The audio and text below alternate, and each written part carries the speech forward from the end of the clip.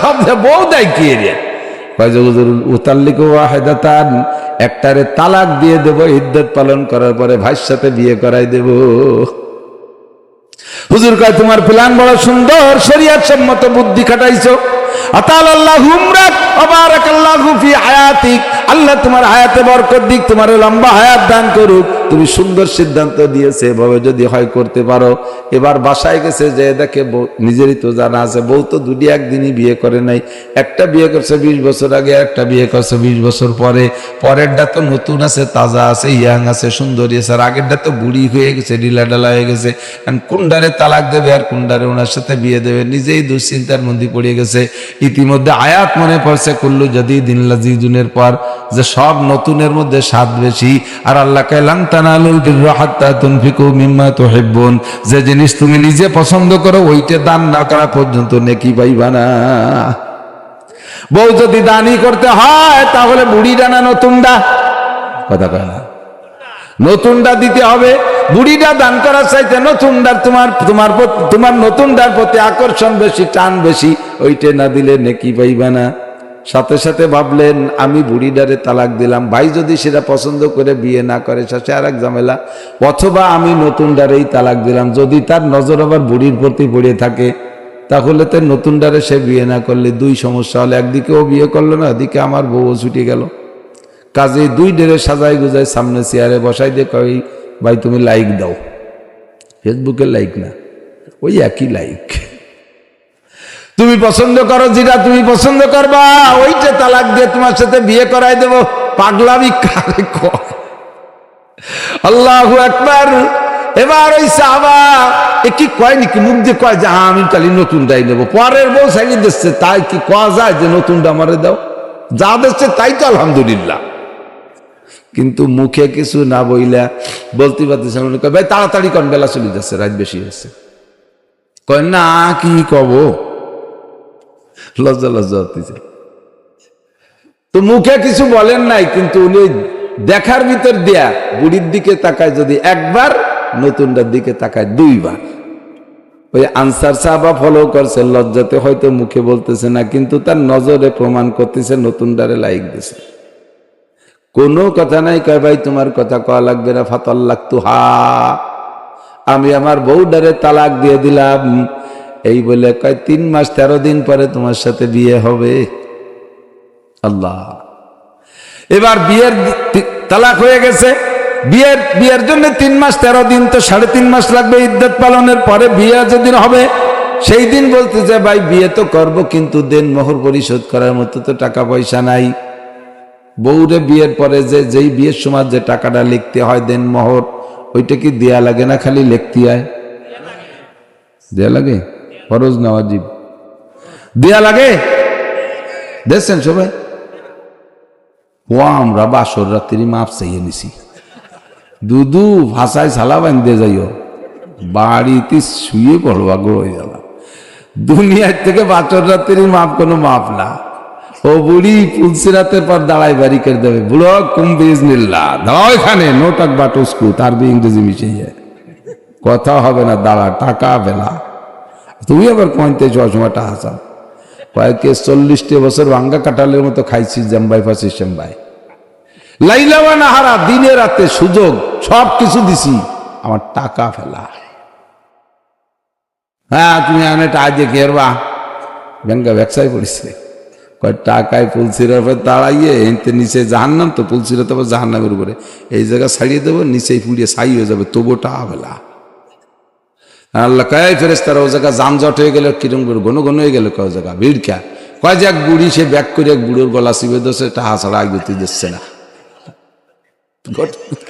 দেন মোহরের টাহা পাবে। কয় দেও তাই, কয় তো আনি নি, কাফনের কি পকেট আছে নিজে, টাকা পয়সা তো আনি নি। আইনুদ্দিন আজাদ গায় না, এত টাকা রাখবা কোথায়, কাফনের তো পকেট নাই, ঠিক না? দেন মোহরের টাকা হয়তো নিয়ে যান নাই, দেবেন কোত্থেকে? আল্লাহ পাক বলবে বুড়োর আমল নামা থেকে বুড়ির আমল নামায় প্রত্যেক 2 পয়সার বিনিময়ে 700 রিকাত করে নামাজ কেটে দাও, ট্রান্সফার করে দাও। 100 পয়সায় 1 টাকা, তার 2 পয়সায় 700 রিকাত, বুড়ি ওই জায়গা কোনো মতো ছাড় দেবে না। আমি আসার সময় শুনলাম এই জায়গা কোন দুজন বয়ান করতেছিল, এটাই সত্য। ইয়াউমা ইয়াফিরুল মারউ মিন আখিহি ওয়া উম্মিহি ওয়া সাহিবাতিহি ওয়া বানিহি লিকুল্লি ইমরিইন মিনহুম ইয়াউমাইযিন শানুন ইউগনিহি।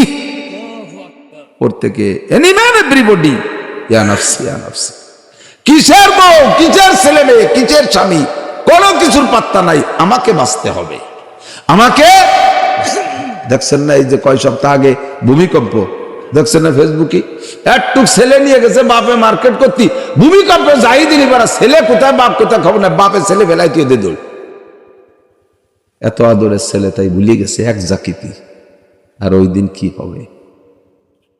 প্রত্যেকে পরিশোধ করে দেন মোহর। যারা দেন নাই আমার মা বোনরা কালকে যে স্মরণ করাই দেবেন, যারা অশুনতে আছেন কালকে যে স্মরণ করে দেবেন। হুজুর কইছে দেন মোহরের টাকা না দিয়ে আমার খাটে বসবা না, ব্রেক টাইট বিট লাগাই দেবেন কাঠের কোনায়। হ্যাঁ, একটু হেসে উড়াই দিয়েন না, একটু হেসে উড়াই দিয়েন না। 2 কাঠা জমি লিখে দেন, বাড়ি রেখে দেন বোন নামে, তবু আপনার পিঠ বাঁচান। দেন মোহরের টাকা দিলে যাবে কোন জায়গায়? বেগুনি তেল দিলি কোন জায়গায় যায়? পেটেই যায় না। বেগুনি ঘি দিলি কোন জায়গায় যায়? ওই বেগুনি তো পেটেই যায়। তাহলে বেগুনটা ঘি দিতে লস কি? বউরে দেন মোহরের টাকা দেবেন, ওই টাকা দিয়ে আপনার ছেলে মেয়েই সে লালন পালন করবে, অসুবিধে কি? বরং সেটা একটা ফান্ড আলাদা জমা থাকলো, আপনি দিনা পরিশোধ হয়ে যাবেন। কতক্ষণ?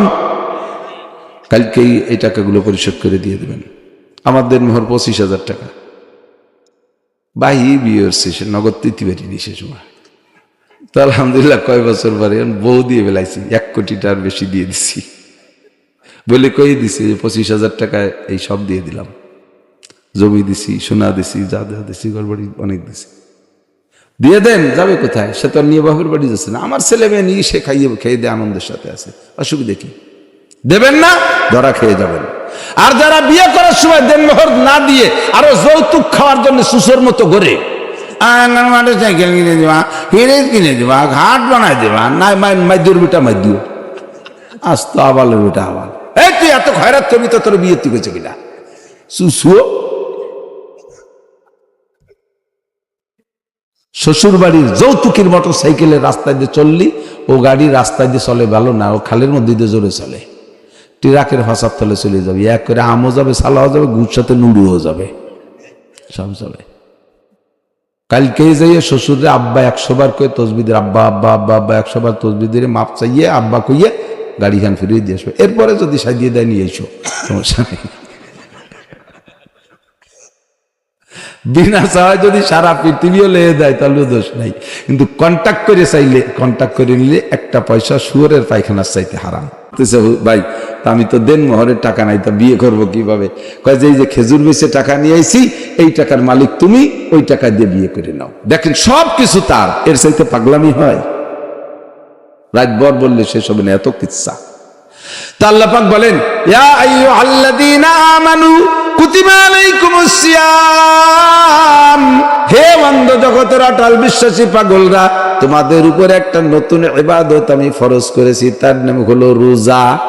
তার নাম রোজা, তার নাম রোজা। আমার আহলে হাদিসের ভাইরা, আহলে কোরআনের ভাইরা, এই সমস্ত শব্দগুলো কোরআন শরীফে যা আছে হুবহু তাই কইতে চায়, এর অন্য যে তর্জমা আছে তা কবে না। আমাদের দেশে সিয়াম বা সওম কইলে বেশি মানুষ বোঝে না, রোজা কইলে বুঝতে কোনো বাকি থাকে নাকি? কথা বলেন। নামাজের নাম আরবিতে বলে সলাত, ওরা সলাতই বলবে, নামাজ কবে না। সলাত মানে নামাজ, আর নামাজ মানে কি আর কিছু? নামাজ বলতেও যা বুঝি, সলাত বলতেও তাই বুঝি। আঞ্চলিক পরিভাষায় পরিবর্তন করে বলাতে কোনো দোষ নাই, কোনো দোষ নাই। আব্বারে আরবিতে কোরআনের ভাষায় কয় আবুন, মারে কয় উম্মুন। তুমি এবার তোমার বাংলা ভাষার আব্বা মা কয়ে ডাকো কে? তুমি এ জায়গা আব্বু, আব্বুর জায়গায় আবুন কবা, মার জায়গা উম্মুন কবা, তা তো তুমি বলো না, সে জায়গা বাংলায় চলে আসছো। তুমি নামাজ রোজা ইবাদত বন্দেগীর যে পরিভাষা আঞ্চলিক ভাষায় নিজ ভাষায় আছে, ওইটা বলাতে কোনো দোষ নাই। রমজানের রোজা তোমাদের উপরে ফরজ করা হয়েছে। কেন আল্লাহ? এ রোজা কি জিনিস? কয় শেষ রাত্রি খাইবা, ওয়াতিমুস সিয়ামা ইলাল লাইল, আর বেলা ডুবার পরে খাবা।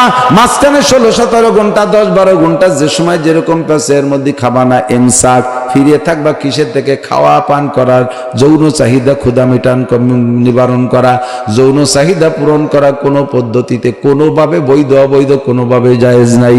রমজানের রোজা রাইখা আর খানা পিনা বন্ধ, 3টে জিনিস থেকে বিরত থাকবা, এর নাম রোজা। ও আল্লাহ, এত কঠিন ইবাদত আমাদের পর চাপাই দিলে কেন? আল্লাহ কয় না রে বান্দা, এটা শুধু তোমাদের উপরে না, কামা কুতিবা আলাল্লাযিনা মিন ক্বাবলিকুম, এরকম তোমাদের পূর্বপুরুষদের উপরই রোজা ফরজ করা হয়েছিল। নামাজের ব্যাপারে আল্লাহ বলেন নাই তোমাদের পর নামাজ ফরজ করা হয়েছে যেমন আগের মানুষের পর ফরজ করা হয়েছিল, এরকম কিন্তু নাই। তোমাদের পর হজ ফরজ করা হয়েছে যেমন আগের মানুষের উপরে হজ ফরজ করা হয়েছিল, এ কথা বলে নাই। তোমাদের উপরে যাকাত ফরজ করা হয়েছে যেমন আগের মানুষের উপরে ফরজ করা হয়েছিল, এ কথা বলে নাই। কিন্তু রোজার সময় বললেন কেন? কুতিবা আলাইকুমুস সিয়াম কামা কুতিবা আলাল্লাযিনা মিন ক্বাবলিকুম। কাই রেফারেন্স কেন দিলেন? তোমাদের পর রোজা ফরজ করা হয়েছে যেমন ফরজ করা হয়েছিল আগের মানুষদের উপরে। এ কথা বলার কারণ কি? সব ইবাদত আদায় করার একরকম নিয়ম না, সব ইবাদত করতে একরকম কষ্ট হয় না। নামাজ, হজ আর যাকাত আর তিলাওয়াত আর পর্দা অন্যান্য গুলোর এক অবস্থা, রোজার আলাদা অবস্থা। কতক্ষণ যা খেয়াল করতেছে না, করতেছেন খেয়াল করতেছেন? আমার এক ফুয়তো ভাই আছে, আমি কই ভাই রোজা থাকেন না কাকা? বাড়ি এই ভাতে কোনো কষ্ট না, যদি খালি একটু পান্ডা খাতি দিত। রোজায় কি ওরে মারিয়ে যাইতো পানে, আর একজন রোজায় কি ওরে মারে তো বিড়িতি, খালি যদি বিড়ি কটা খাতেই দিত তাহলে 3 দিন থাকতাম এক রোজা। আসলে এই যে যার যে অভ্যাস, যার ক্ষুধা লাগে তার ক্ষুধা, যার পানের ক্ষুধা তার পানের ক্ষুধা, যার বিড়ির ক্ষুধা তার বিড়ির ক্ষুধা, এইগুলোর থেকে ফিরে থাকা বহুত বড় কঠিন। নামাজ পড়ি তো কোনো সমস্যা না, নামাজ পড়িই তো 2 আঙ্গুলি সুন্নত আমল করতে পারতেছি। নামাজ পড়ে পান খাই, পান চা খাই, বিস্কুট খাই, কতটা খাই, কোনো সমস্যা নাই। হজ করতেছি, তার মধ্যে খাইতেছি, চলতেছি, ফিরতেছি, সমস্যা নাই। কিন্তু রোজা হলো 16-17 ঘন্টা রোজা। আর কোয়ার সময় হয় কি, শেষ রাত্রি আর সেই সন্ধ্যের সময় কেমন উনি 1 মাস পরে খাচ্ছে, শুনেই পরান কাঁপিয়ে গেছে। আল্লাহ এই জন্য রেফারেন্স দিছে, এদিক দেখান। ডাক্তারের কাছে যাবেন, ডাক্তারের সব রোগীর তো এক চিকিৎসা না। কেউরে মলম দেয়া লাগে, কেউরে ট্যাবলেট দেয়া লাগে, কেউরে সিরাপ দেয়া লাগে, কেউরে ইনজেকশন, কেউরে অপারেশন, ঠিক না? তো যারে মলম দেশে তারে মলম মালিশ করার জন্য কি রেফারেন্স দেওয়া লাগে? নেও মলম মালিশ করো, কতজনে নেছে ওই পাশে শুনিয়ে দাও, 20-22 জনে নেছে, কয়া লাগে? মলম দিয়ে ডলা শুরু লুয়ে গেল। যারে ট্যাবলেট দেশে ছোট ছোট, এই খাতি পানি লাগো, তুমি এমনি গিরি খেলে দিতে। এই ট্যাবলেট খাতে কি কয়া লাগে যে আরো 20-25 জনে খাইছে তুমিও খাও? সিরাপ দিয়ে কি কয়া লাগে যে ওই পাশে 40 জন সিরাপ খেয়ে শুয়ে রয়েছে, তুমি খাও, কোনো অসুবিধা নেই? কয়া লাগে? বরঞ্চ 1 মুঠি খাতি কইছে, খালি মিটিয়ে পাইয়ে 3 মুঠি কে উলাই দিছে, ঠিক কিনা? কিন্তু ইনজেকশনের সময় আসলি অনেকেই ভয় পায়, না আমি ইনজেকশন, কোনোদিন আমি ইনজেকশন, মরিয়ে গেলে ইনজেকশন দেবো না। সেই সময় রেফারেন্স দিলে, আরে বদমাইশ, এই পাশে দেখে এই যে 8টা-10টার ইনজেকশন দিয়েছে, শুনিয়ে দেখ ওরা ব্যথা পাইছে নাকি? যে কয় ইনজেকশনে কিরম ঠেকছিল, কই যেটা পিঁপড়ের কামড়ের মতো। তারপর তো বুঝলাম না ইনজেকশন কেমন দিল। এই জনসন কথা তার ডেনা ভাইতে দিয়েছে, দাও ইনজেকশন দিয়ে দাও। এর সাইডে আর একটু কঠিন, যখন অপারেশন অ্যাপেন্ডিসাইটিস, সেই সময় মরিয়ে জাতি রাজি, তবুও পেট কাটতে রাজি না। অপারেশন আমি করবোই না, আমি বউ বাবা, আমি মরি যাবানি। সেই সময় নিয়ে গেছে এদিকে, এই পাশে 30 জন শুয়ে রয়েছে অপারেশনের। শোনুক কাছে শোন, যে শোন ওরা কি কয়, যে কয় যে ভাই তোকে অপারেশনে কিরম ঠেকছিল, কয় যে একটা ইনজেকশনটা টের পাইছি। পরে এক বিটি এসে আমার সাথে এদের দিয়ে গল্প করতেছে, ওইদের দিতে কি দিয়ে কিনে বলেছে, কিচ্ছু টের হয়নি। যখন এই সাহস দিছে, কয় ঠিক আছে তাই কাটেন। কতক্ষণ? নামাজ, ট্যাবলেট, হজ, সিরাপ, তারপরে জাকাত, মলম, কথার কথা বলছে আর কি। এসব ইবাদত করতে ওই রকম গায়ে বাঁধে না। যখনই কইছে রোজা, ওই সময় খাতি হবে না, আমার আলো ঘন্টা না খালি বিস্কুট খাই, চানার যুগ আমি না খেয়ে পারবো না। সেই সময় আল্লাহ কয় যে কামা কুতিবা আল্লাহ জিনে, শোন আগে কত মানুষ এই রোজা রাখছে, ওর কাছে শুনিয়ে দেখ কিরম কষ্ট হয়েছে। বুঝতে পারছেন? এই জন্য রোজার ব্যাপারে আল্লাহ রেফারেন্স দিয়েছে যে রোজাটা কঠিন, অপারেশন মূলক চিকিৎসা। অপারেশনের মতো চিকিৎসা, কুতিবা আলাইকুমুস সিয়াম কামা কুতিবা আলাল লাযিনা, আল্লাহ তুই এত বড় কঠিন ইবাদত করব, তুমি কি দিবা একটু কও দি দেই, প্রতিদানটা ভালো, নাহলে আমি রাখবো না। আল্লাহ কয় ওয়াস-সাওমু লি ওয়া আনা আজজি বিহি, নামাজ পড়ো তার মধ্যে রিয়া থাকে। রিয়া বোঝেন, মানুষের কাছে প্রশংসার লোভ, এরে কয় রিয়া। মানুষের কাছে প্রশংসার লোভ, এরে কি কয়? রিয়া।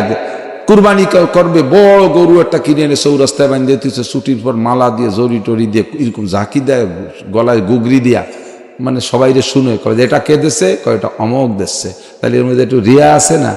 এই মানুষ দেখানো। জাকাত দিচ্ছে, জাকাত দেওয়ার সময় আবার ক্যামেরা দিয়ে করে করে সারাদিনে ফেসবুকে দিয়ে দিচ্ছে, রিয়া আছে। নামাজ পড়ে পীর সাহেবের কাছে পাগড়ি এত বড়টা বাঁধছে, ওয়াজ করতে আইসা, বাবা গায়ে আবা বোরকা, বক্তা গায়ে একটা বোরকা দিছে, ওয়াজ করতে বোরকা লাগে কেন তা তো আমি জানি না। আবার সে বোরকা গায়ে দিয়ে উপরে রুমাইলেরটা দিয়ে তার উপরে টায়ার একখান ফেসাইছে, সৌদি আরবরা টায়ার ফেসানোর মতো দেয় না, ভঙ্গির সে কুয়ারা বেশি। সাথে নিজস্ব চ্যানেল নিয়েছে ক্যামেরা, আবার সাথে পাইক পিয়া দিয়ে নিয়েছে 3-4 জন, ল্যাপটপ খাতা গুটি খাড়িকে সব রিয়া, সব রিয়া।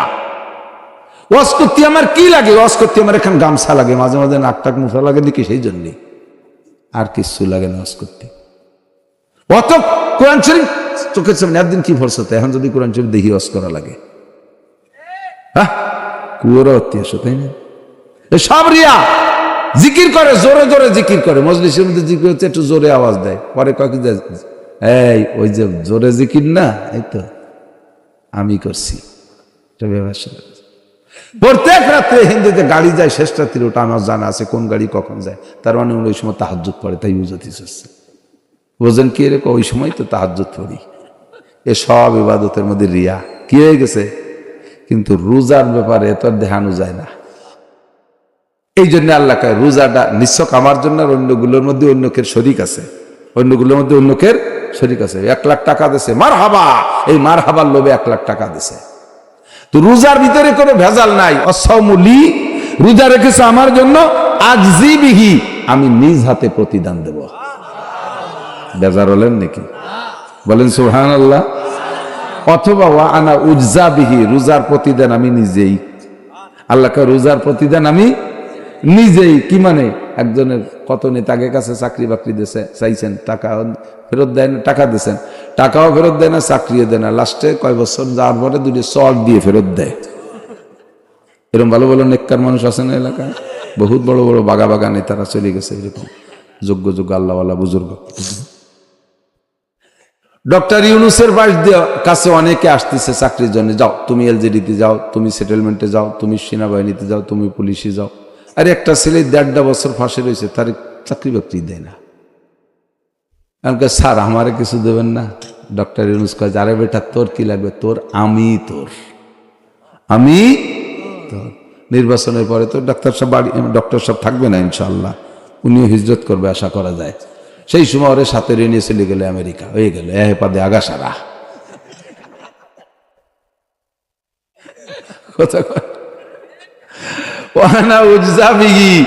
আমি নিজেই তোর। রোজাদাররা আল্লাহকে আমি নিজেই তোর। তাহলে কি আল্লাহকে আল্লাহ যার, তাহলে কি হয়?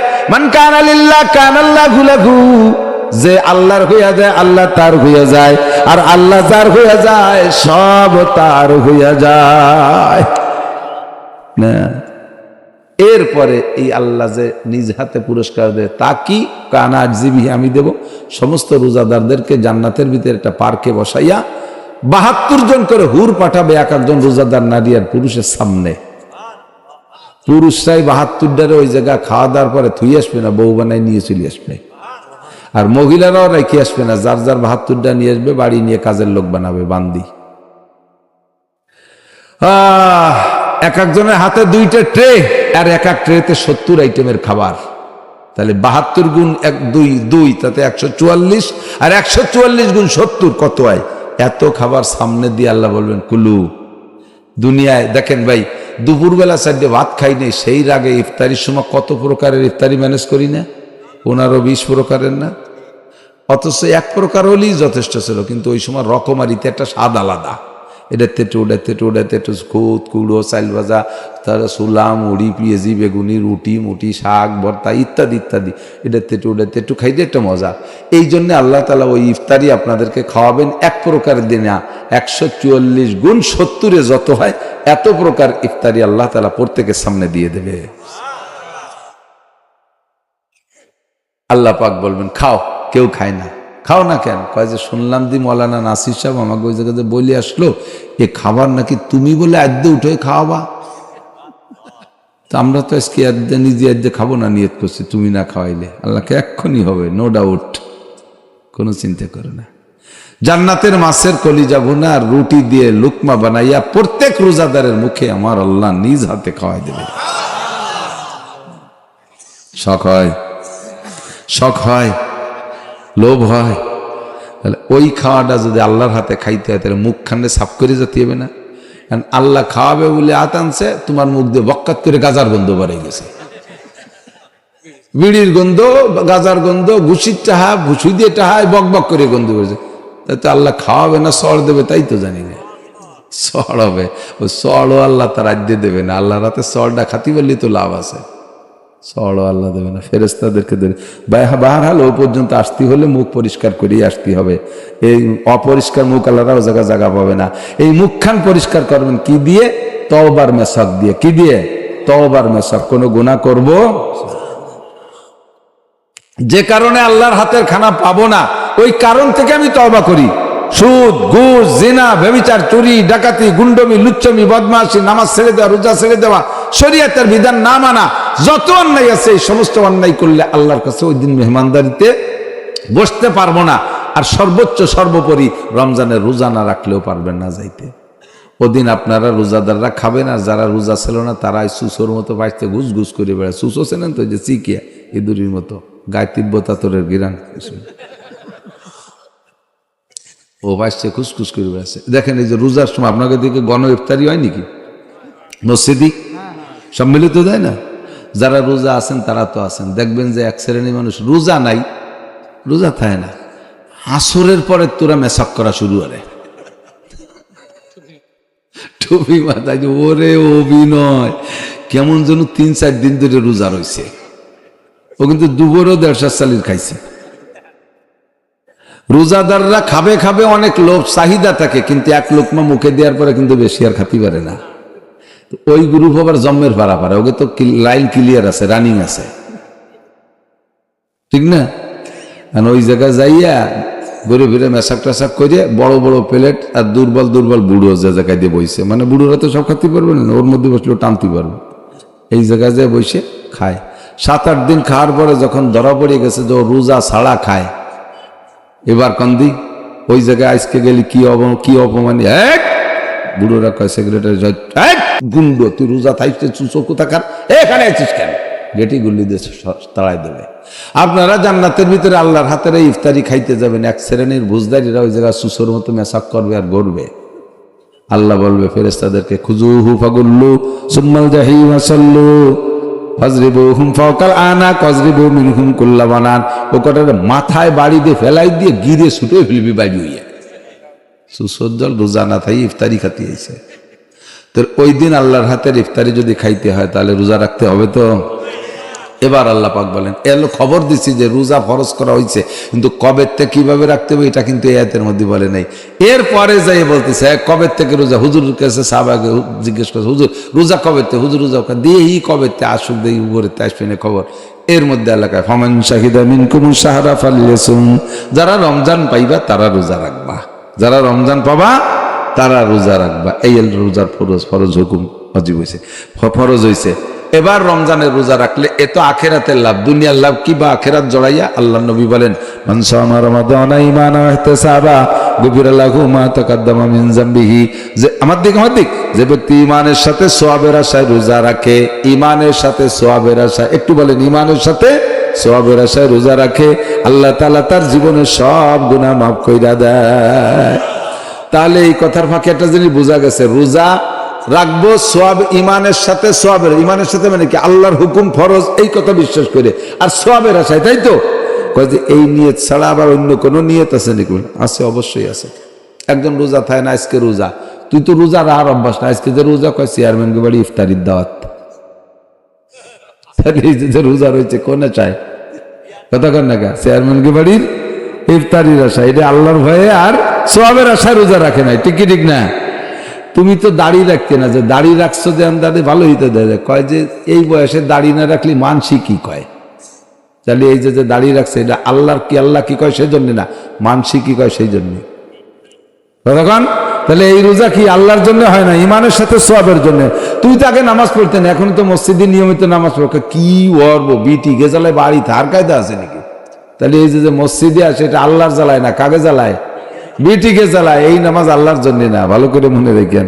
হুজুর বলেন কামিন সাহিবিন লাইসা লাহু মিন সিয়ামিন লা জামা, হাজার হাজার রোজাদার আছে, তাদের রোজায় শুধু ক্ষুধার কষ্ট আর পিপাসার কষ্ট ছাড়া কোনো ইনকাম নাই। এই যে যত পুরস্কারের কথা মাওলানা নাসির বলল, এর একটা পুরস্কার ওই সমস্ত রোজাদাররা পাবে না।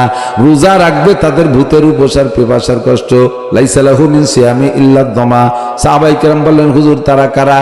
হুজুর বললেন ইয়াসুমুনা ওয়া লা ইউসাল্লুন, নামাজ রোজা ঠিক রাখে কিন্তু রোজা রাখে নামাজ পড়ে না। এরকম রোজাদারও আছে না নাই? রোজা রাখে নামাজ পড়ে না, রোজা রাখে ওক্তিও পড়ে তো তারাবির নামাজ পড়ে না, তাদের রোজায় ভূতের উপর ছাড়া কোনো লাভ নাই। ইয়াসুমনা ওয়া লা ইউসাল্লিনা, মহিলারা রোজা রাখে কিন্তু নামাজ পড়ে না, এরকম ধার্মিক মহিলা আছে না নাই? কথা বলেন। এই রোজায় কোনো কাজ নাই ভূতের উপর ছাড়া। ইয়াসুমুনা ওয়া লা ইয়াসুমুনা ওয়া লা ইয়াস্তানিবুনাল হালাল আনিল হারাম, রমজানের রোজা ঠিক রাখে কিন্তু হালাল হারাম পার্থক্য করে খায় না। যা পায় তাই গিলতি তালে তাকে, যা পায় তাই খাইতে তালে তাকে। ছেলে বেতন পায় 25,000 টাকা, বাপরে রমজান মাসে ইফতারির জন্য দিয়েছে 1 লাখ টাকা। একটা বারও কি জিজ্ঞেস করেছেন, বাবা বেতন পাস 25, তুই 1 লাখ কোত্থেকে দিলি? এই টাকাটা কি টাকা দিলি? এইটা জিজ্ঞেস করেন না? পাইছেন আর পরান ভরে জম্মের খা খাইতে আছেন। আপনার রোজায় একটা নেকিও হবে না, কোনো গুনাহ মাফ হবে না। সুদের সাথে জড়িত যারা ব্যারাকের কিস্তি আনছেন, ব্যবসার পুঁজি বানাইছেন, বিভিন্ন সমিতির থেকে টাকাই না ব্যবসার পুঁজি বানায়, সেই টাকায় দিয়ে লভ্যাংশ খাইয়ে আপনি রোজা নামাজ করতেছেন, আপনার রোজাও হয় না নামাজও হয় না। ওই টাকা দিয়ে ব্যবসা করে মোটা টাকা দিয়ে হজ করলে সে হজও আপনার হবে না, আপনার হজ রোজা নামাজ সব বাতিল। এই জন্য ইয়াসুমুনা ওয়া লা ইউসাল্লুন, ইয়াসুমুনা ওয়া লা ইয়াস্তানিবুনাল হালাল আনিল হারাম, রোজা ঠিক রাখে কিন্তু হালাল হারামের পার্থক্য করে না। ইয়াসুমনা ওয়া লা ইয়াস্তাতিরনা, মহিলা রোজা রাখে কিন্তু পর্দা করে না, রোজা রাখে মাগুর আর মার্কেট ভরে যায়, মার্কেট করে বেড়ায় রোজার দিন, হাজার হাজার পুরুষের কেনর গুতো ঠেলা ধাক্কা খাইয়া এরপরে সন্ধ্যেকালে বাড়ি এসে ইফতার করে। তুমি ইফতার ওই জায়গায় থেকে হয়ে গেছে, যত পুরুষে তোমার কেনু দিয়ে মারছে কেনু মারছে, অতটা ইফতার তোমার বাজারের মধ্যে হইয়া গেছে। এরম আল্লাহওয়ালা মহিলা আছে না? রমজান মাসে রোজা রাখে পর্দা করে না, মহিলার মুখের আওয়াজ পর্যন্ত পর্দা করা ফরজ। মহিলা রমজান মাসে রোজা রাইখা বা যে কোনো সময় মহিলারা যদি তিলাওয়াত করে, এই তিলাওয়াতের আওয়াজ যদি পর পুরুষের কানে যায়, যতগুলো পুরুষের শুনবে অতগুলো পুরুষের সাথে জিনার গুনাহ করতেছে, তিলাওয়াত তার ফাঁকে জিনার গুনাহ। মহিলা জিকির করে, জিকিরের আওয়াজ যদি পর পুরুষের কানে যায়, জিকিরের নেকি তো হবেই, ওই সব পুরুষের সাথে জিনার গুনাহ। মহিলাদের পায়ের আওয়াজ পর্যন্ত পর্দায় রাখা ফরজ। কাজেই আমরা রমজান মাসের এই ফজিলত বরকতের দিকে লক্ষ্য রেখা, পুরস্কারের দিকে লক্ষ্য রেখে রমজান পাইলে রোজা রাখবো। কথা বলেন, রোজা এই নড়বে না কেউ। লাস্ট পেয়েছি না যে ফানানো হয়ে গেছে দোয়ানোর সময়, এই সময় বালতি সরাই নিয়ে গেলে দুধ বাড়ি যাবে না, এই সময় বালতি ফাইতে রাখতে হবে। তারাবির নামাজ কয় রাকাত? জোর হলো না, কয় রেখাত? তারাবি তারাবি তারাবি কয় রেখাত? একদল এই যে ইদানিং ফেসবুক গরম করতেছে, ফেসবুক গরম করতেছে, তারাবির নামাজ 8 রেখাত। ও যুবক, তুমি এই ফেসবুকের বক্তাদের কথা শুনলে, তারা একবার কয়ে দেশে সেটি শুনলে জীবনটা ভরে কই আসলাম। নবী পাক পড়ছেন 20 রেখাত, সাহাবায়ে কেরাম 20 রেখাত, 1200 বছরের ভিতরে পৃথিবীতে 20 রেখাত এরকম কোন মসজিদে তারাবি হয় নাই। এই 200 বছর নাসিরউদ্দিন আলবানী ইবনে তাইমিয়া ইন্দ্রা আসার পরের থেকেই 8 রেখাত বানানো শুরু করে দিয়েছে। এটাও কোন ধোঁকাটা আল্লাহই ভালো জানে, এটা কোন ধোঁকা। বর্তমানে ইহুদি চক্র চলতেছে খুব কঠিনভাবে, খুব কঠিনভাবে। এটা এই যে ফেসবুকে পাইছেন নাকি, আমাদের গোপালগঞ্জের 2 মাওলানা, এখন মাওলানা আরো 2 বেরোইছে, আরো 3 বেরোইছে। এরা মসজিদের ইমাম, বয়ানও করে এভাবে মাঠে, অথচ তারা খ্রিস্টান, আরো মানুষের খ্রিস্টান বানানোর দাওয়াত দিচ্ছে। এদের রানে, এদের গায়ে এই জায়গায় যে যিশু খ্রিস্টের টেটু, এই টেটু না কি কয়, ট্যাটু, এই ট্যাটু লাগানো ছবি দেবে। কি বলে 10টা বছর এক মসজিদে ইমামতি করছে খ্রিস্টান, এই 10 বছরে মুসল্লিদের যত নামাজ সব বাতিল। এই সবে বরাত করছে, তারপরে দেওয়া করছে। তো কত বড় ফিতনা, কারে বিশ্বাস করব, কার কথা শুনবো বুঝতে পারতেছি না। জীবন ভরে ইমামে আবু হানিফা থেকে নিয়ে নবী পাক থেকে নিয়ে 20 রাকাত তারাবি, আর ফাঁকে এসে ট্যাটু বাহিনী এসে 8 রাকাত ঠেলি উঠছে। দেখবেন আগে, আজ থেকে 30 বছর আগে মুরব্বীরা সাক্ষী দেন, 20 রাকাত যে কয়জন ঢুকছে একান্ত অসুস্থ না হইলে কষ্টে মষ্টে 20 রাকাত পড়িয়ে বের হয়েছে। আর ইদানিং হয়েছে 8 রাকাত পড়ার পরে দেখবেন একদল দূর দূর করে বেরোয় যায়। দেখছেন না? 8 রাকাত বেরোয় যাস কে? কয় যে জাকির নায়ক, হযরত মাওলানা জাকির নায়ক কইছে 8 রাকাত।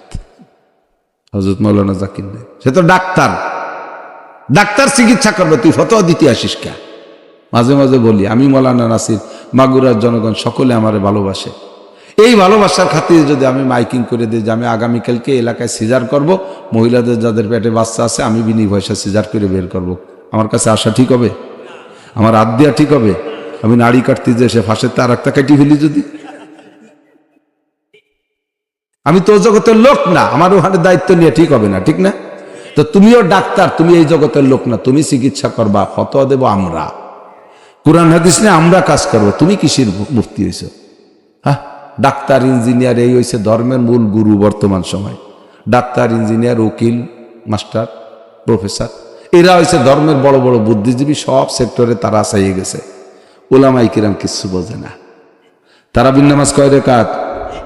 কিয়ামতে যদি নবী কয় তারাবির নামাজের হিসাব দাও, যে হুজুর কয় রাকাত দেবো, হুজুর যদি বলেন যে 8 রাকাত করে জমা দাও, তাহলে আমার পড়া আছে কয় রাকাত? 8 রাকাত দেওয়ার পরে আরো 12 রাকাত থেকে যাবে। এই 12 রাকাত দিয়ে অন্য কাজ করতে পারবো। পরিষ্কার সহিহ হাদিস। অন্য কাজ কি? বান্দার যখন ফরজ নামাজের হিসাব নেওয়া হবে, যদি ফরজে কম থাকে তার কাছে নফল নামাজ থাকলে তাই দিয়ে ফরজের ঘাটতি পূরণ করা হবে। তাহলে এই 12 রাকাত অতিরিক্ত নফল আছে, এই দামি ফরজ পুরো। বেশিরভাগ মানুষই তো ফরজের ঘাটতি রয়ে গেছে, আছে না? এটা দিয়ে ওইটা শোধ দিতে পারবো। এবার যদি কয় যে হুজুর তারাবি কয় রাকাত করে দাও, 20 রাকাত করে জমা দাও, আপনি পড়ছেন 8 রাকাত, আর 12 রাকাত কার কাছে খয়রাত করতে যাবেন? কেউর কাছে গেলি দেবে? ওই জাকির নায়ক দেবে? মুজাফফর বিন মোহসেন দেবে? হ্যাঁ, ওই যারা আছে আব্দুর রাজ্জাক বিন ইউসুফ দেবে কেউ?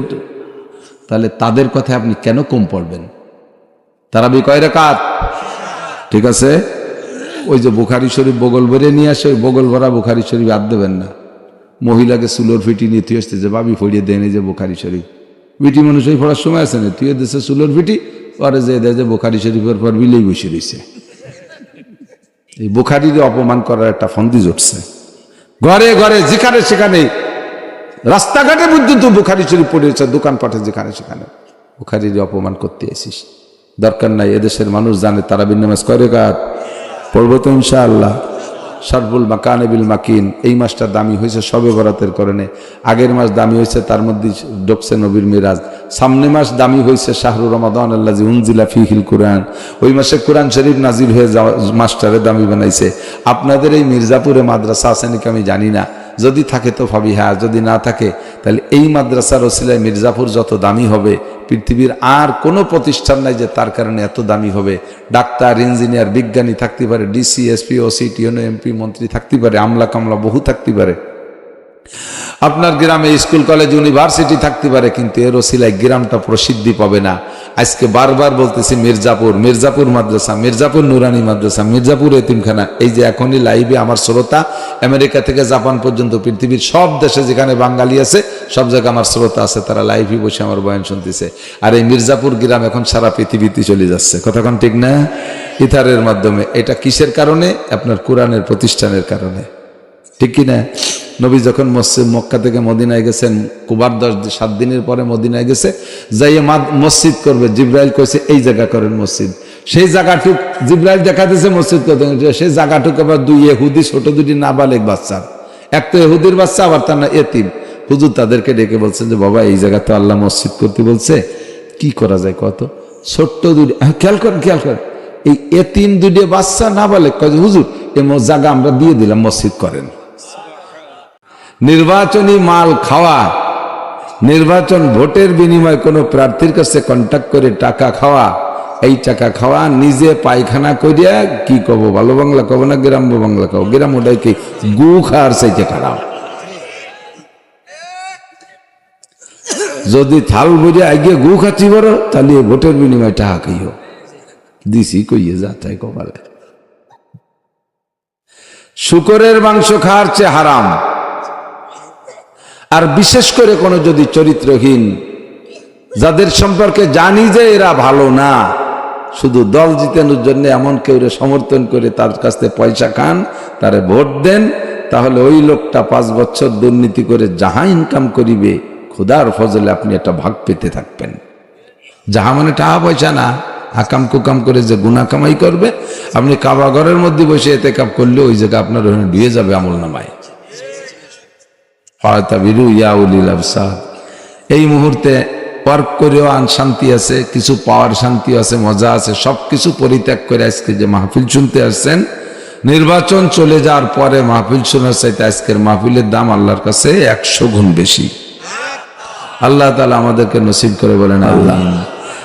হুজুর বললেন এক একজন জান্নাতি হুর, তাদের গায়ে পোশাক হবে। যুবক, এগুলো বলা দরকার আছে। হুজুর বলেন বাশশিরু ওয়া নাতুলা ওয়া লা তুনাফিরু।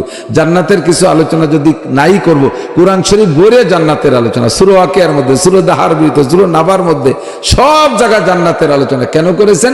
যে জান্নাতের বর্ণনা বললে মানুষের জান্নাত পাওয়ার একটা লোভ হবে, জান্নাত পাওয়ার লোভ হবে, যাতে নেক আমল করবে, এই জন্য বলা দরকার আছে। লাস্টে আল্লাহ পাক বলেন আদাতুল ইবাদিয়াস সালিহিন মা লা আইনুন রাআত ওয়া লা উযুনুন সামিআত ওয়া লা খাতারা আলা কলবি বাশার।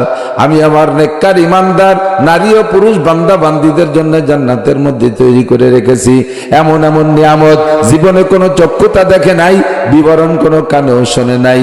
আর যদি উলামায়ে কিরাম দুই একটা বলে, তা তাদের মেনে নিতেও কষ্ট হবে। এত সুন্দর কি করে হয় সম্ভব? সারা দুনিয়ার চিনির কলের যত চিনি উৎপাদন হবে, সব চিনি দিয়ে একটা নদীর পানি মিষ্টি করা যায় না। আর জান্নাতি একজন নারী জিহ্বা থেকে এক ফোঁটা থুতু ফেললে সারা দুনিয়ার সমস্ত পানি মধুর চেয়ে মিষ্টি হয়ে যাবে। কথাটা কত অসম্ভব। আল্লাহ পাক বলেন, ও বান্দা, এই জন্যই বলেছি ওয়ালা খাতারা আলা কলবি বাশার, তুমি একটু চোখ কান বুঝে বিশ্বাস করো। যালিকাল কিতাবু লা রাইবা ফি হুদাল লিল মুত্তাকিন আল্লাযীনা ইউমিনুনা বিল গায়ব। এগুলো সব অদৃশ্যে রেখেছি তোমাদের জন্য, তুমি যদি বিশ্বাস করো তাহলে সব তোমার জন্য বরাদ্দ আছে। হুজুরের সামনে এগুলো খুলে দিতেন। মাররা রাসূলুল্লাহ সাল্লাল্লাহু আলাইহি ওয়াসাল্লাম বিকবরাইন। তিরমিজি শরীফের হাদিসের বর্ণনাকারী সাহাবী বলতেছেন, আমরা হুজুরের সাথে রাস্তা দিয়ে হাঁটতেছিলাম। কত দূর হাঁটতে হাঁটতে গিয়ে হঠাৎ করে নতুন দুটো কবর রাস্তার পাশে চোখে পড়ে গেল। সঙ্গে সঙ্গে হুজুর দাঁড়িয়ে গেলেন, আর একটু সামনে বাড়লেন না। আমরা বললাম, ইমশি ইয়া রাসূলুল্লাহ, হুজুর সামনে চলেন। হুজুর বললেন, আর সামনে যাওয়া যাবে না সমাধান না করে। কি সমস্যার সমাধান করবেন? হুজুর বললেন, ইউআযাবানে ফি হাদাইনিল কবরাইন, এই দুইটা কবরের ভিতরে যারা দুইজন আছে, দুইজনকে আযাব দেয়া হচ্ছে, দুইজনের কবরে আযাব হচ্ছে।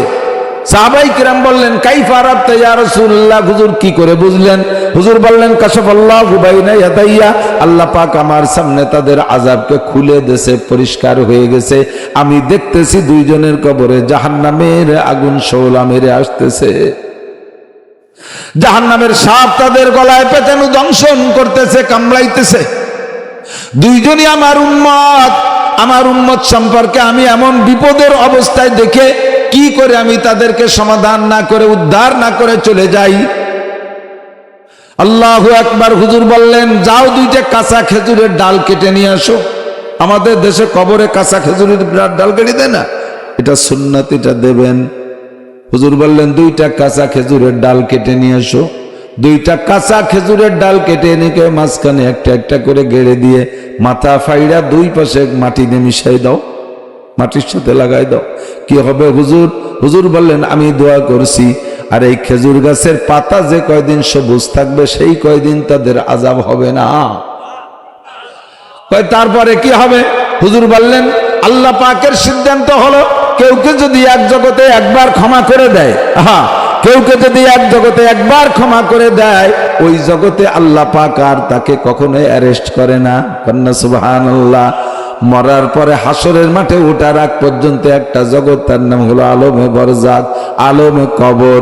এই কবরের জগতে খেজুরির ডাল গেড়ে দেওয়ার কারণে যদি আল্লাহ পাক তাকে এই ওসিলায় একবার ক্ষমা করে দেয়, কিয়ামত পর্যন্ত আর তার শাস্তি দেওয়া হবে না।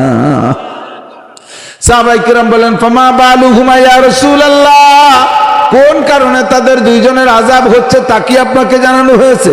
হুজুর বললেন, হ্যাঁ, তাও আমাকে বলে দেয়া হয়েছে। একজন হলো আহাদুহুমা ইয়ামশি বিন নামিমা, একজনের স্বভাব হলো চগলখুরি করা। চগলখুর বুঝেন না? কথায় কাজে মিল নাই, টালটু বাল্টু করে, চগলখুরি করে, এর কথা ওর কাছে, ওর কথা ওর কথা ওর কাছে লাগালাগি করে। কিছু আঞ্চলিক মহিলা সাংবাদিক আছে, হ্যাঁ, মহিলা সাংবাদিক আছে না, আল্লাহু আকবার, কথা বানানোর গুরু মহিলারা। একটুক একটা কথা মহিলাকে পেটে দেবেন, এত বড় হয়ে বেরোবে। এক মহিলার পেটে একটা কালো বাচ্চা হয়েছে, কালো ছেলে, দেহে যে ওই মিটি আর একবার, আরে আল্লাহ, নান টুরবোর পেটে কাউসার মতো একটা কালা সাল হয়েছে। সে মিটি যে কয়, নান টুরবোর পেটে বলে কাউসা হয়েছে, এবার সাল বাদ যে খালি কাউসা উঠিয়ে গেছে। উন্ডা যে যাকে কাছে বলতেছে তাকে কাছে কয়, নান টুরবোর পেট দিয়ে যাহে যাইয়ে কাউ বলেছে। আমার একজন কয়, হুজুর, এই মহিলারা এইরকম কথা বানানোর গুরু, কারণ কি? আপনি তো কত কিছু গবেষণা করেন। আমি কই, তা কি এরকম? আমার একটুক বুঝ যে জাগে পেটে পানি যাইয়া আস্ত মানুষ হয়ে বেরিয়ে, তাকে পেটে একটুক কথাগুলি এত বড় হওয়াটাই স্বাভাবিক।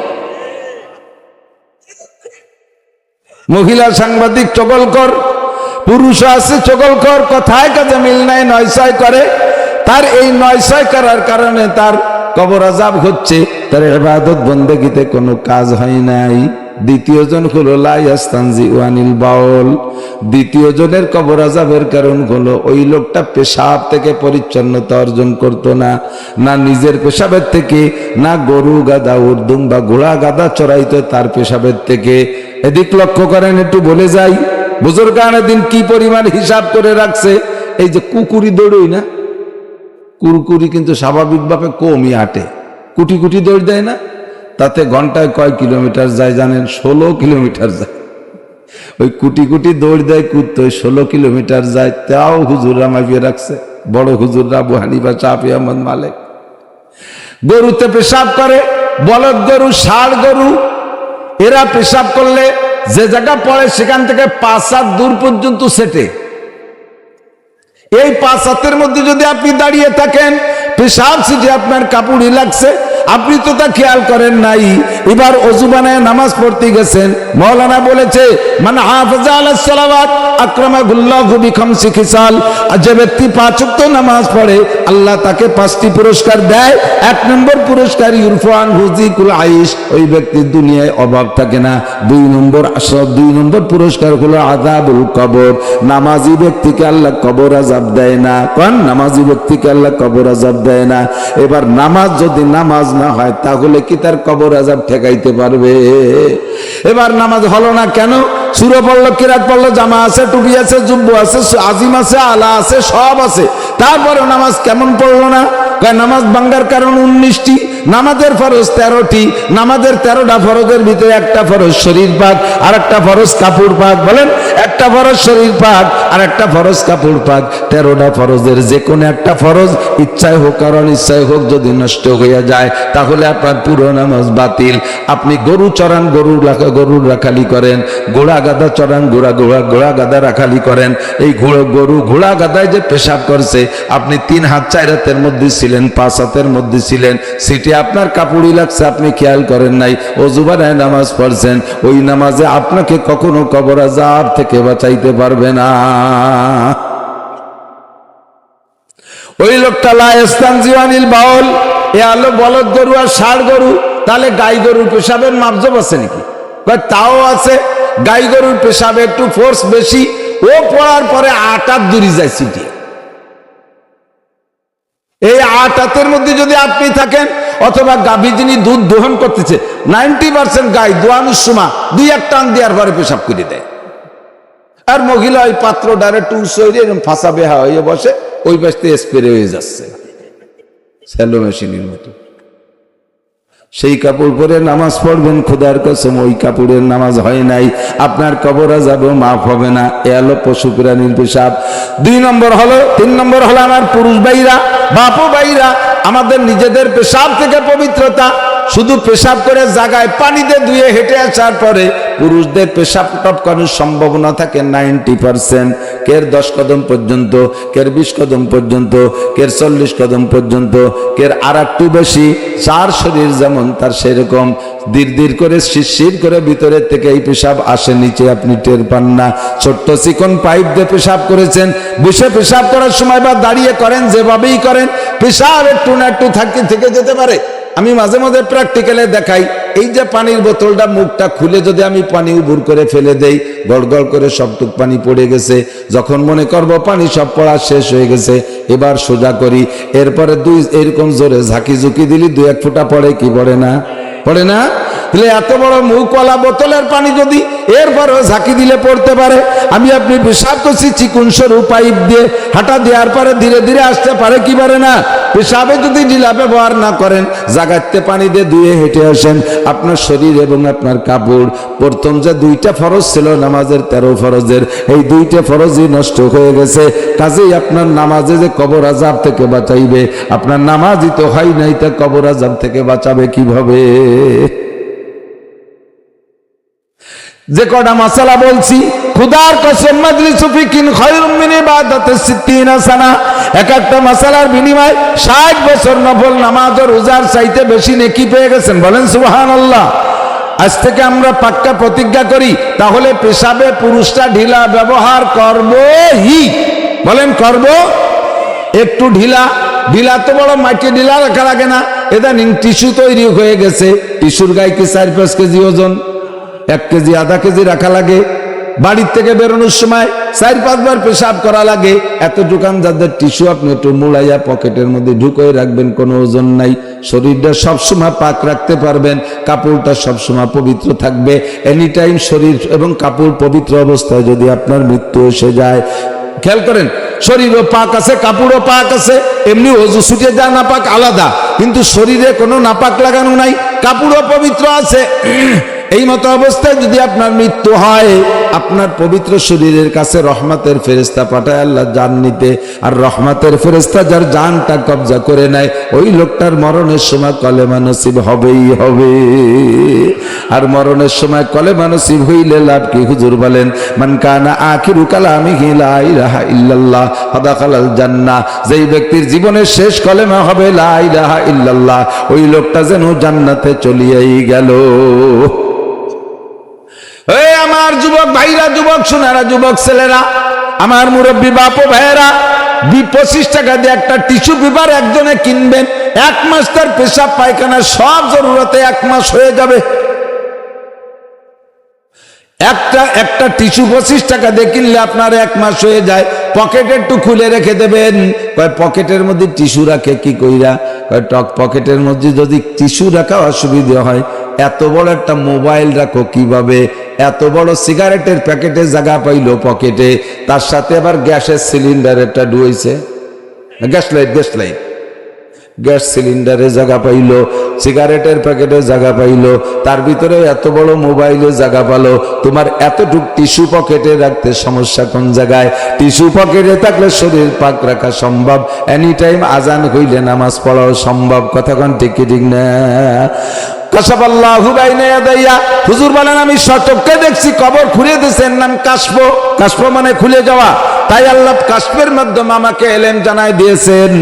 4 নম্বরে জিবরিল আলাইহিস সালাতু ওয়াস সালামের মারফত আল্লাহ পাক আমাকে, মনে আছে নাকি কথা? হুজুর বলেন, আমাকে আগে ও পিছে সব এলেম আল্লাহ দান করেছেন। মাধ্যম কি, মিডিয়া কি কয়? মিডিয়া হলো 5টা। 1 নম্বরে স্বপ্ন, 2 নম্বরে এলহাম। মনে আছে কথাগুলো? বাড়ি জরুরি না, তারপরে আপনার কোথাও বলতেও সুবিধা হবে। নবী এত বড় আলেম হইলেন কিভাবে, সেই কথা একটু বলি, চলে যাচ্ছে হজের দিকে।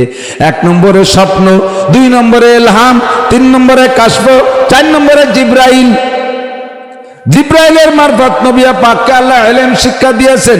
এই 4টি মিডিয়ায় যতটা শিক্ষা দেওয়া সম্ভব ছিল সব শিক্ষা দিয়েছেন। এরপরে কিছু গোপন রহস্য আছে যেগুলো এই 4টে মিডিয়ায় শিক্ষা দিয়ে আল্লাহ তৃপ্তি পান না, নবীও মজা পাবেন না। এই জন্য 26 রজব দিবাগত রাত, গত মাস আরবি মাসের গত মাসের 26 তারিখ দিবাগত রাত জিব্রাইল আর মিকাইলকে পাঠাই দিয়া, জান্নাতি পরিবহন বুরাক পাঠাই দিয়া নবীকে দুনিয়া থেকে 7 আসমান পার করে বাইতুল মামুর পার করে সিদরাতুল মুনতাহা পার করে রফরফে করে আরশে আজিম পর্যন্ত নিয়ে গিয়েছিলেন গত মাসে। আল্লাহ পাকের সামনে যে নবী বসার পরে আল্লাহ জিজ্ঞেস করছেন বিমা জিতামি ইয়া হাবিবি মিন দুনিয়াক, ও দোস্ত তুমি তোমার দুনিয়া থেকে এসেছো। দোস্তর বাড়ি দোস্ত আসলে কিছু না কিছু প্যাকেট পকেট আনা লাগে, তুমি আমার জন্য কি প্যাকেট আনছো? নবী পাক কয় তাহিয়াতু লিল্লাহি ওয়াস সালাওয়াতু ওয়াত তাইয়্যিবাত, বলেন না সুবহানাল্লাহ।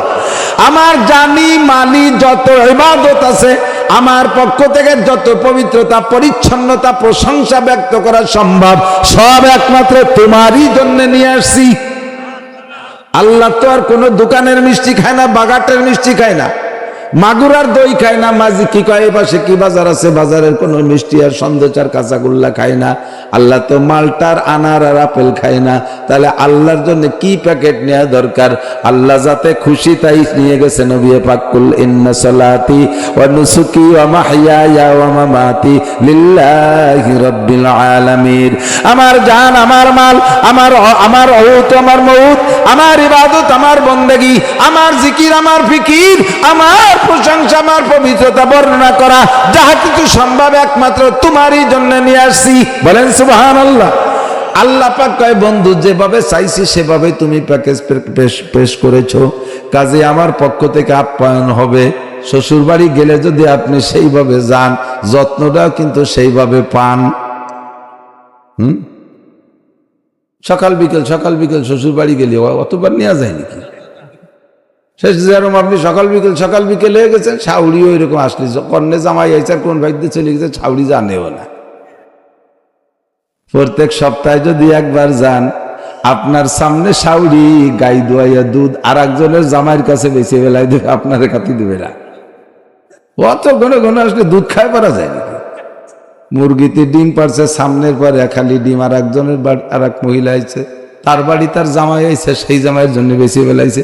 আরে শাউরি এর নিজের জামাইয়ের একটা ডিম ডেলি আসলে কয়টা খায় পারা যায়? বছরে 2 বার যাবা শ্বশুর বাড়ি, তৌফিক অনুযায়ী যাওয়ার মতো যাবা, যার যেমন তৌফিক আছে একটু ভালো করে যাবা। শ্বশুর বাড়ি যাওয়ার সময় পর্যাপ্ত নিয়ে যাবা, ওই বাড়িতে আনার নিয়েতে কেউ যাবা না, বরঞ্চ দিয়ে আসবা, খেয়ে খাওয়ায় আসবা। মিষ্টি মাছ মন্ডা যা সম্ভব ফলস্বরূপ নিয়ে যাবা। গোপনে শাউরির হাতে 2-5 হাজার টাকা সম্ভব হলে দিয়ে আসবা, না পারলে 100টা টাকা হলেও দিয়ে আসবা। শাউরির কাছ থেকে আনার চেষ্টা করবা না। তুমি দিয়ে আসার পরে শাউরি যায় নামাজে বসে তোমার জন্য দোয়া করবে। একদল সুসু আছে, যাইয়ে একেবারে ভাঙ্গিয়ে চুরবে, আম্মা কন চলা দেন, ভাত রান্নার লাকড়ি নাই, পোড়া কপালিয়া, কটা চাউল দেন, কটা দাম দেন, খুদ দেন, মুড়ি ভাজা চাউল দেন, আলা চাল দেন, খয়রাইতের বিটা খয়রাইতে। এভাবে করলে ইজ্জত থাকে না। ভরপুর প্যাকেট নিয়ে গেলে যত্ন সেই রকম পাইবেন। আল্লাহ পাকের সামনে নবী পাক প্যাকেজ পেশ করেছেন, কামা হকুহু, যেমন কামাই আলিকু বিশানিহি, আল্লাহর শানে যেমন মানায় তেমনই প্যাকেজ দিয়েছেন। আল্লাহ কয় দোস্ত তাহলে পুরস্কার এখনই হাতে হাতে দিয়ে দেই। আসসালামু আলাইকুম, আত্তাহিয়াতুর মধ্যে এগুলো আছে তো, শুরু হলো আত্তাহিয়াতু লিল্লাহি ওয়াস সালাওয়াতু ওয়াত তাইয়্যিবাত, এইটুক বলেছেন সর্বপ্রথম হুজুর। এরপরে টুক আল্লাহ বলেন আসসালামু আলাইকা আইয়ুহান নবী ওয়া রাহমাতুল্লাহি ওয়া বারাকাতুহু, ওগো বন্ধু আমার পক্ষ থেকে যত শান্তি রহমত বরকত, বলেন শান্তি রহমত বরকত। শান্তির জন্য নেতাদের পিছনে আমরা স্লোগান দেই, শান্তির বন্টক কে? শান্তির বরাদ্দ কোত্থেকে আসে?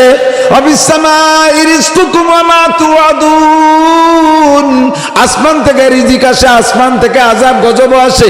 আল্লাহ যা ওয়াদা করে আসমান থেকে বরাদ্দ দেয়। শান্তি আল্লাহর কাছে, আল্লাহ কয় আমার পক্ষ থেকে শান্তি রহমত আর বরকত যা কিছু দরকার সব দোস্ত একা আপনারে দিয়ে দিলাম, আর কেউরেরা সব আপনারে দিলাম।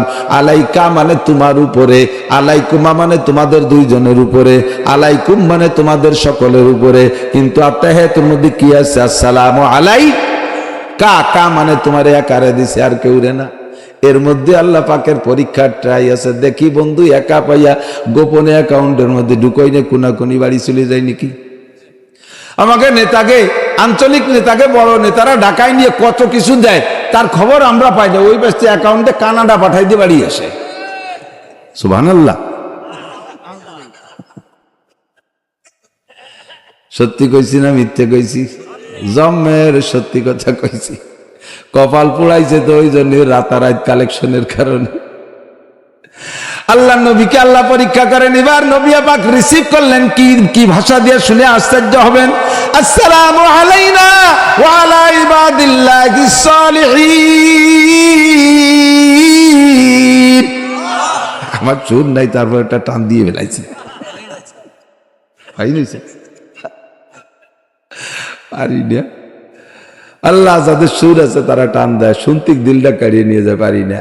আল্লাহ পাক বললেন বন্ধু তোমার জন্য শান্তি রহমত বরকত সব দিলাম।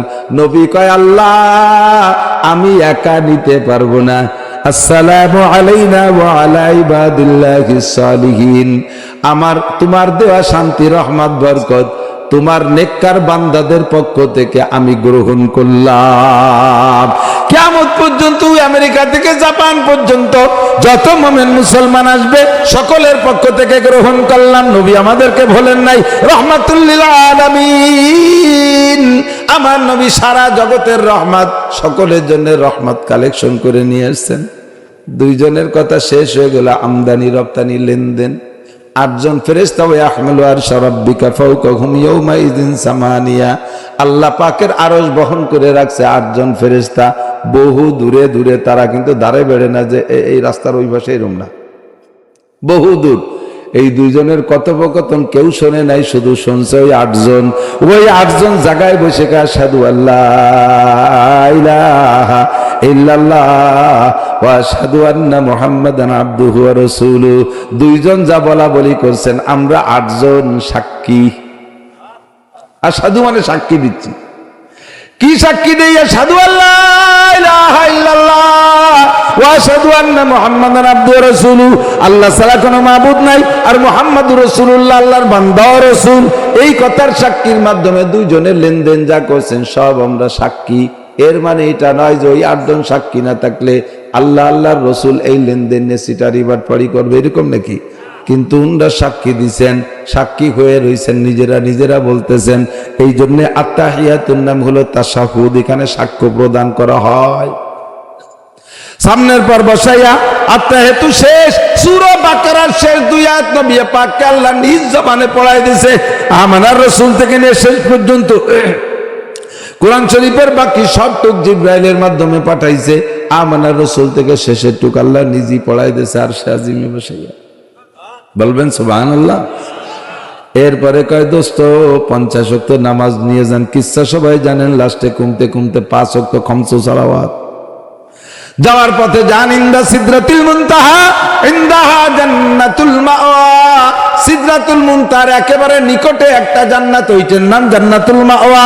এরপরে একে একে 8টা জান্নাত আছে, সবগুলো আপনি ঘুরে দেখে যান। উম্মতকে বিবরণ বিশ্লেষণ যাতে কিছু হলেও বলতে পারেন। 8টা জান্নাত দেখানোর পরে 7টা জাহান্নাম। হুজুর একটু দেখে যান, যাইয়ে জাহান্নামের সাজা শাস্তি উম্মতরে একটু বইলেন, কোথায় কি দেখে গেলেন একটু বলবেন। এইভাবে বিস্তারিত যেটুক বাকি ছিল আর সে আজিমের বিশ্ববিদ্যালয় ভর্তি কইরা আল্লাহ পাক নিজে উস্তাদ হয়ে মুহাম্মদুর রাসূলুল্লাহ সাল্লাল্লাহু আলাইহি সাল্লামকে ছাত্র বানাইয়া একেবারে আমনা সামনা ফেস টু ফেস পড়াই দিয়েছেন। এই জন্য হুজুর বলেন ওই দিন আমারে আল্লাহ যা পড়াইছে, দুনিয়ায় পিছনে যা চলে গেছে আর সামনে কিয়ামত পর্যন্ত যা হবে, সব এলেম আল্লাহ পাক আমারে দান করেছে। এজন্য গত মাসটা দামি, আর চলতি মাস লাইলাতুল নিসফি মিন শাবান, 15ই শাবান চলে গেছে। প্রত্যেকে মসজিদের ইমামের কাছে শুনেছেন, আর আমি ব্যাখ্যা বিশ্লেষণ বলবো না। সামনে যে মাসটা আসছে সাইয়্যিদুশ শুহুর, জীবন ভরের ফাজাইল ও বারাকাত শুনেছেন। আমি তার থেকে 2-1টা বলি। নবী পাক যতদিন মক্কায় ছিলেন, 13 বছর ছিলেন মক্কি নবুয়তি জিন্দেগি। 53 বছর জন্মের পর থেকে মক্কায় কাটাইছেন। 40 বছর চলে গেছে নবুয়তি পার আগে, নবুয়তি পার পরে আর 13 বছর। এই 13টা বছরের ভিতরে মাত্র শুধু ফরজ নামাজই মক্কায় থাকতে ফরজ হয়েছে, আর কোনো কঠিন হুকুম মক্কায় থাকতে ফরজ হয় নাই। রোজা, হজ, যাকাত যা কিছু সব মদিনায় যাওয়ার পরে ফরজ হয়েছে। এই জন্য বলা হয় মক্কার 13 বছর নবুয়তির যে 13 বছর মক্কায়, এইটা হলো নবুয়তির শিশুকাল। খেয়াল করেন, নবুয়তির নাবালেগ কাল। নাবালেগদের উপরে রোজা ফরজ, নামাজ ফরজ, হজ ফরজ, যাকাত ফরজ, শরীয়তের কোনো বিধান আসে না। মক্কায় যে 13 বছর আসছে শুধুমাত্র নামাজটা ফরজ করেছেন, আর বাকি কোনো হুকুম আসে নাই। এই জন্যই বলা হয় নবুয়তির প্রথম 13 বছর মক্কি জিন্দেগি, এটা হলো নবুয়তির শিশুকাল। কঠিন কোনো মশলা আসে নাই। আল্লাহু আকবার। মদিনায় যাওয়ার পরে আল্লাহ পাক একে একে ফরজ করা শুরু করছেন। প্রথম যে কুবায় ছিলেন 7 দিন, ও জায়গা কুবা মসজিদ ভিত্তি স্থাপন করে তারপরে শুক্রবারে রওনা দিয়েছে মদিনার দিকে। মদিনার থেকে কি বলা হয়, কুবা থেকে মদিনা 3 কিলোমিটার। হাজী সাহেব যারা গেছেন তারা জানেন, কুবা থেকে মদিনা 3 কিলোমিটার। মাঝখান পর্যন্ত গেলে হেঁটে যাচ্ছেন, তখন তো দুনিয়ায় কোনো মসজিদ নাই। ওই জায়গা গেলে জিবরিল এসে কয়, হুজুর আজকে এখন থেকে জুমার নামাজ ফরজ শুরু হয়ে গেছে, জুমা ফরজ। কিভাবে পড়বো শিখাইতেছেন সিস্টেম। ফাঁকা মাঠের মধ্যে সাহাবায়ে কিরামদেরকে নিয়ে হুজুর খুতবা দিয়ে জুমা পড়লেন। এরপরে মদিনায় যাওয়ার পরে মসজিদে নববী নির্মাণ করলেন, যে জায়গা সর্বপ্রথম হুজুর জুমার নামাজ পড়েছিলেন ওই জায়গায় একটা মসজিদ নির্মাণ করা হয়েছে। ওই মসজিদের নামই হলো জুমা মসজিদ। পৃথিবীতে সর্বপ্রথম ওখানে জুমার নামাজ ফরজ হয়, আর ওই মসজিদ সেই উপলক্ষে এই জন্য মসজিদের নাম হলো জুমা মসজিদ। মদিনায় যাওয়ার পরে এবার জিহাদের হুকুম আসলো। জিহাদ ফরজ, মক্কায় থাকতে জিহাদ ফরজ হয় নাই। একটু বলে যাই, খেয়াল করেন, আমরা জিহাদ জিহাদ বলে নাচি। জিহাদের একটা টাইম আছে, জিহাদের একটা অবস্থা আছে, একটা সময় আছে। ওই সময়ের আগে জিহাদ ফরজ না। নবী পাক মক্কায় থাকতে আল্লাহ জিহাদ ফরজ করেন নাই। মক্কায় যখন ছিলেন তখনও কয়েকশো কাফের মুসলমান হয়ে সাহাবা হয়ে গেছে। হযরত আবু বকর, ওমর, উসমান, আলী আরো বড় বড় সাহাবায়ে কিরাম কিন্তু মক্কায় থাকতে সাহাবা হয়ে গেছে। 100, 200, 500 হয়ে গেছে। সব হিজরত করে পরে মদিনায় গিয়েছিলেন। আল্লাহ পাক রব্বুল আলামিন নবী পাকের উপরে মক্কায় থাকতে জিহাদ ফরজ করে নাই। কয়েকে জিহাদ ফরজ করলেন না কেন? আল্লাহ যদি ইচ্ছা করতেন নবী পাকের পর জিহাদ ফরজ করে হুজুরকে মাঠে নামায় দিতেন, যাও কাফেরের সাথে লড়াই করো, আমি হাজার হাজার লক্ষ লক্ষ ফেরেশতা দিয়ে তোমার সাথে সাহায্য করব। পারতেন কি পারতেন না? হাজার হাজার ফেরেশতা লাগে না, বিশ্ব মস্তান ফেরেশতা একজন আজরাইল। সব মস্তানের আলুয়া টাইট দেয় এক মস্তান। কতক্ষণ একে টাইমে কোটি কোটি মানুষের জান নিতে আজরাইলের কি বছর ভরি সময় লাগে নাকি? মুহূর্তের মধ্যে নিয়ে যাইতে পারে। এই আজরাইলকে যদি বলতো তুমি একখান তরবারি নিয়ে কচু কাটা করবা খালি আমার রসুলের পক্ষে থেকে, তাতেই হয়ে যেত। হুজুর বলেন আল্লাহ বলেন আমি যেটা সাহায্য করবো সেটা ভিন্ন, কিন্তু জিহাদের জন্য তোমাদের নিজেদের নগদ ফিল্ড তৈরি করতে হবে। ওয়াইদ্দু লাহুম মাসতাতাতুম মিন কুওয়া তুরহিবুনা বিহি আদুওয়াল্লাহ। চলে যাবো আজের দিকে, আমার দিক তাকান, এসে গেছে বলে গেলাম। তবে জিহাদ নফল না ফরজ? প্রয়োজন সবাইকে একটু স্বীকার করেন, জিহাদ নফল না ফরজ? প্রয়োজন যখন হবে, কখনো জিহাদ ফরজে কিফায়া, কিছু লোক জিহাদ করলেই বাকিদের জিম্মাদারি খালাস। যারা ময়দানে কাজ করবে তারা নেকি পাবে, যারা যুদ্ধ করবে নেকি তারা পাবে, বাকিরা গুনাহ থেকে বেঁচে যাবে। আর কখনো কখনো জিহাদ ফরজে আইন হয়ে দাঁড়ায়, সে সময় সাবালেগ নারী আর পুরুষকে এরই ঘরে বসে থাকার কায়দা নাই, সকলকে নেমে পড়তে হবে। প্রয়োজন যদি এরকম আসে, ডাক আসে, আমরা সকলে রেডি আছি তো? প্রস্তুত? জিহাদের জন্য সর্বক্ষণ মন রেডি রাখবেন। মক্কায় থেকে জিহাদের হুকুম আসে নাই, মদিনায় যাওয়ার পরে আল্লাহ জিহাদের হুকুম করলেন। এরপরে মদিনায় যাওয়ার পরে হুজুর মদিনার ইহুদিদেরকে দেখতেছে তারা মুহররমের রোজা রাখে। জিজ্ঞেস করলেন, হুজুর তোমরা কি রোজা রাখো? কয় আমাদের নবী মুসা আলাইহিস সালাতু ওয়াস সালাম মুহররমের 10 তারিখে ফিরাউনের পানির মধ্যে চুবইয়ে মাইরিয়ে এবার নীল দরিয়ার উপর গেছে, তারপরে শুকরানা আদায় করেছিলেন রোজা, সেই রোজাটা আমরা আজ পর্যন্ত রাখি।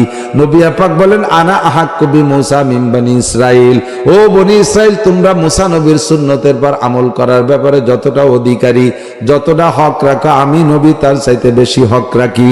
কারণ মুসা নবী, আমিও নবী, সে আমার নবুয়তি ভাই, তার আমল যদি তোমরা করো আমি কেন করব না? হুজুর এবার মুহররমের রোজা রাখলেন। পরবর্তী বছর মুহররমের রোজা আসার আগেই এবার রমজানের রোজা ফরজ করা হলো। হুজুর বললেন, রমজান যেহেতু আমাদের জন্য ফরজ করা হয়েছে, কাজী মুহররমের রোজা আর আমাদের জন্য ফরজ না, ওয়াজিব না, সুন্নত না, নফল। যে ব্যক্তি মুহররম মাসের 10 তারিখে রোজা রাখবে আর এরপরে রাতের বেলায় পরিবারের সদস্যদের কিনে উত্তম খানা তৈরি করে খাবে। হুজুর বলেন, মান ওয়াসালা ইয়ালিহি ফিন নাফকাতি ইয়াউমা আশুরা ওয়াসাল্লাহু আলাইহি সাইরা সানাতিহি। মুহররম মাসের 10 তারিখে রাতে একটা রোজা রাইখে যে ব্যক্তি দিনের